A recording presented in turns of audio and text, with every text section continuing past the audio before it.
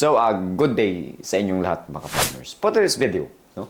Panibagong topics at syempre pag-uusapan na naman tayo dito sa ating video. So, today ay hindi tayo naka-formal or naka-uniform attire.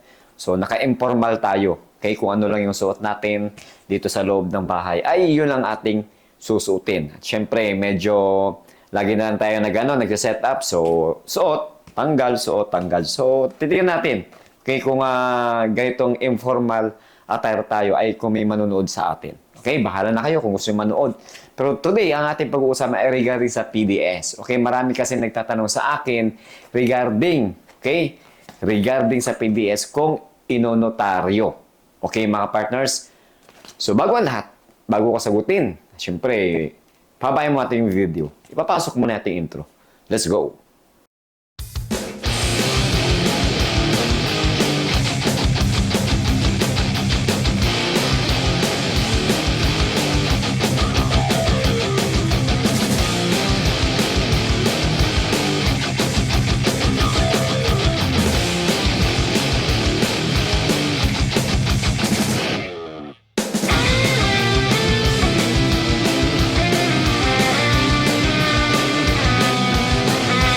So yung mga partners, no, yun na nga, ang topic natin today ay regarding sa PDS. Okay?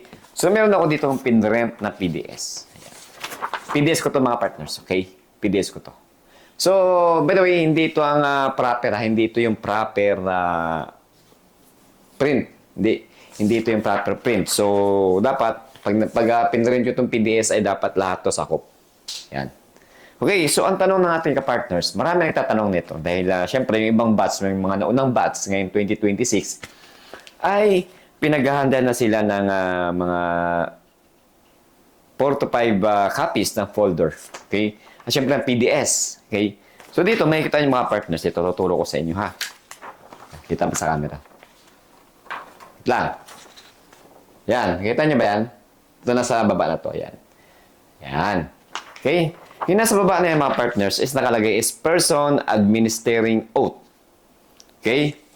So dito po ay nilalagyan ng notaryo o ninonotarize, okay, ng authorized person. So ang tanong ng mga kapars natin, Sir, authorized na po ba kaming magpalagay ng notaryo or hindi pa? Ang sagot ko po dyan mga partners, no? Sa level ninyo as an applicant, makinig. Okay? Sa level ninyo bilang isang aspirant applicant, ay hindi pa po kayo authorized magpa-notary o magpa-notaryo. Okay? Inuulit ko ha. I-fill in the blank na ninyo to. Okay? I-blanko ninyo tong area na to dahil hindi pa kayo authorized magpa-notaryo dyan. Okay? So, ang tanong, Sir, bakit naman nandyan yan? Eh, kung hindi naman kami papanotaryo, bakit nandyan yan sa format? Okay? Pag kayo po ay nasa serbisyo na, okay? So, authorized na pong magpa-notaryo. Sino-sino ang pwede mag-notaryo nito? For example, sa amin mga partners, dito sa Bureau of Jail Management and Penology, dito sa BJMP, okay? So, ang authorized na mag-notarize dito mga partners ay ang aming warden. Okay? Siya po ang aming authorized na maglagay dito ng notaryo. Yes. Okay? At sa mga private naman, kung ang gamitin niya is PDS, okay? Tapos authorize kayong magpa-notaryo nito, okay? Sa mga notary natin, notary public natin. Ayan. Notary public, pwede kayo magpa-notaryo nito. But, okay, babalik tayo sa topic. Nauulit ko ha. Itong part na to, bilang isang aplikante, in short, hindi pa kayo authorized na magpa-notaryo. Blanco lang po yan. Okay? Blanco. Ha? Baka may magtanong na naman. Ulitin ko.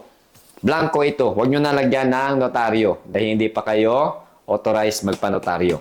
Okay? So, nagkaintindihan tayo, mga partners. At, syempre, dagdag ko lang mga partners, ha?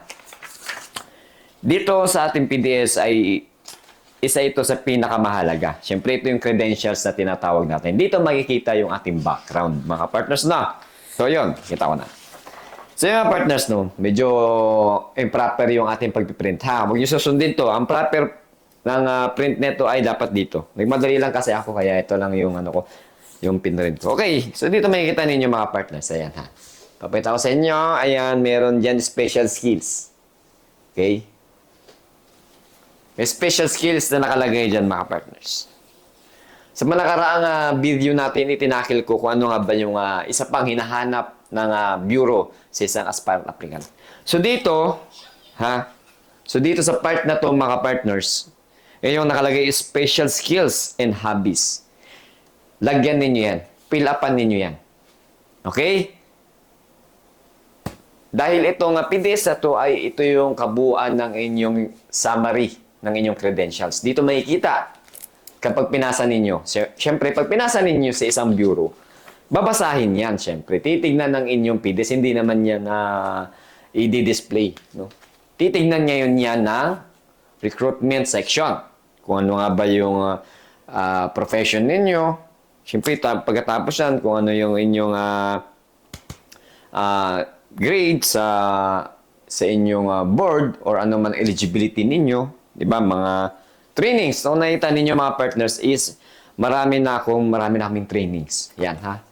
Trainings yan. Yan nakalagay lahat ng trainings and seminars. Okay? So, dito muna tayo. Bamaya na yan. So, special skills, lagyan ninyo yan ng mga legit na skills ninyo. Ano nga ba mga legit na skills? For example, in short, no, may nag-comment doon na maganda. No, dapat meron kayong NC2.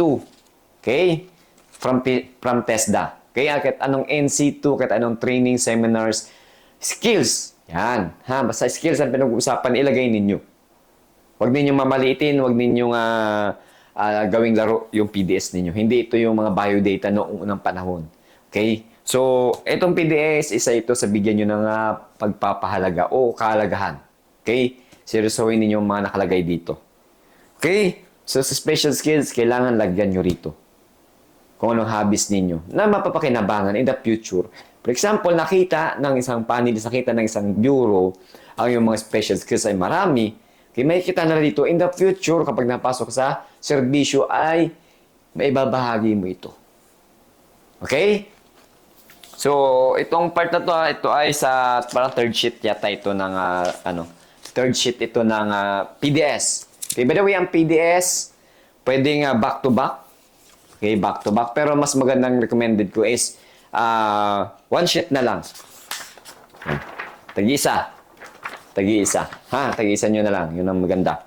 Okay? Huwag mo yung kakalimutan lagyan ng mga skills. Ha?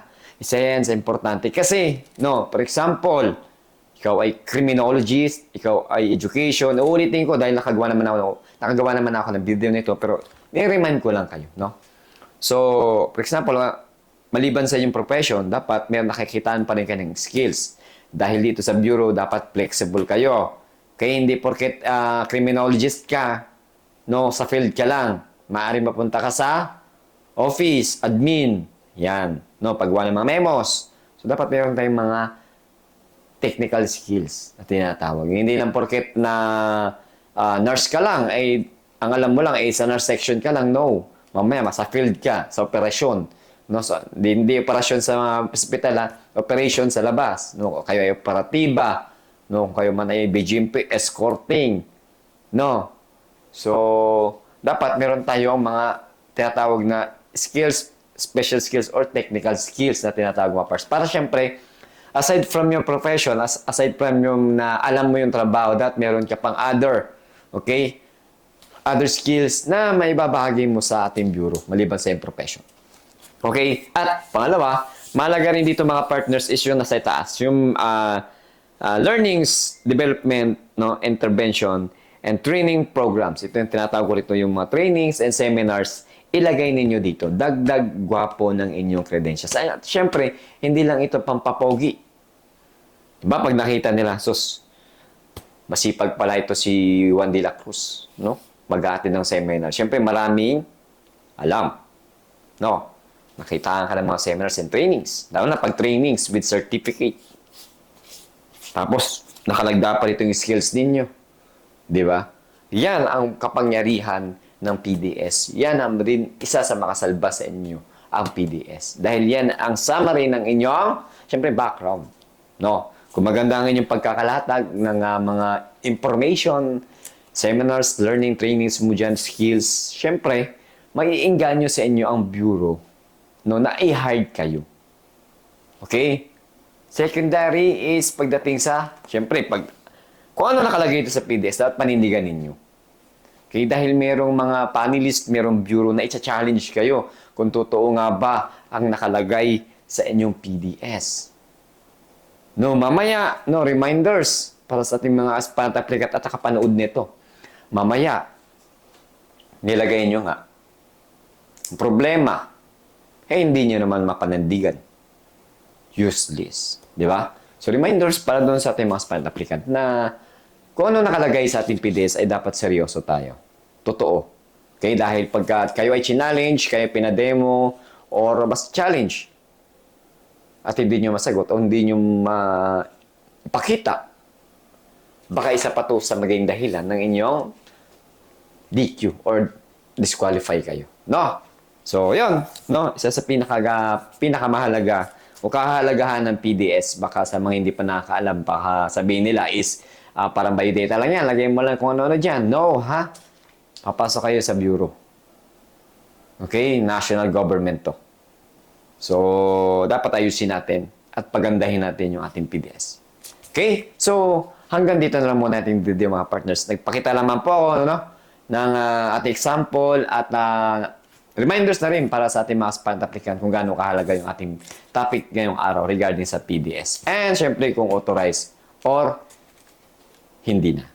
Panotaryo. Yun. So yung mga partners, naway nakapagbigay na naman po ako ng accounting kaalaman. No? So today, unti-unti na natin babaguhin yung ating sequence pagdating sa ating pagsusuot ng attire. Okay, so start na ako ng informal attire. Kung ano yung suot natin sa bahay, kung ano yung mga civilian natin informal, no? Susuotin natin. Yun ipapakita natin sa ating video dahil masyado na-expose yung ating uniform. So sa mga kilala sa akin, okay, BJMP, no? So, kung mag-bash kayo, ay bahala na kayo. Okay, mga partners, no? So, maraming salamat sa ating mga aspirant applicant na patuloy na nanonood ng ating video. Okay? So, kahit na informal attire natin ngayon, ay support nyo pa rin yung video ko. Okay? At lagi ko sinasabi para sa ating mga aspirant applicant na be confident sa lahat ng bagay. Okay? Maging malawak na yung kaisipan pagdating sa application, no? Lawakan natin ang ating pag-unawa. At syempre, magtiwala sa iyong kakayahan ko anong meron ka. Kaya syempre, magtiwala sa itaas. Dahil lang itaas na yan, siya ang mag-guide sa iyo sa iyong journey dito sa pag-apply sa ating bureau at sa ibang bureau. Okay? At syempre, no? Always pray, mga partners. At syempre, maging mabuting tao sa ating kapwa. Dahil baka yung kapwa na in the future ay yan pa yung makatulong sa inyo. Okay? At syempre, lagi ko sinasabi, saludo.